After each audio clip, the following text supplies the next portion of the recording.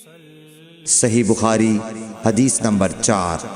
حضور اکرم صلی اللہ علیہ وآلہ وسلم نے وحی کے رک جانے کے زمانے کے حالات بیان فرماتے ہوئے کہا کہ ایک روز میں چلا جا رہا تھا کہ اچانک میں نے آسمان کی طرف ایک آواز سنی اور میں نے اپنا سر آسمان کی طرف اٹھایا۔ کیا دیکھتا ہوں کہ وہی فرشتہ جو میرے پاس غار حرا میں آیا تھا وہ آسمان و زمین کے بیچ میں ایک کرسی پر بیٹھا ہوا ہے۔ میں اس سے ڈر گیا اور گھر آنے پر میں نے پھر کمبل اوڑھنے کی خواہش ظاہر کی۔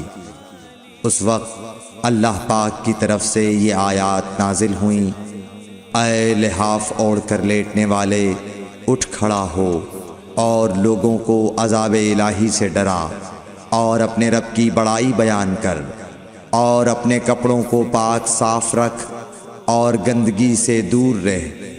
اس کے بعد وہی تیزی کے ساتھ پے در پے آنے لگی۔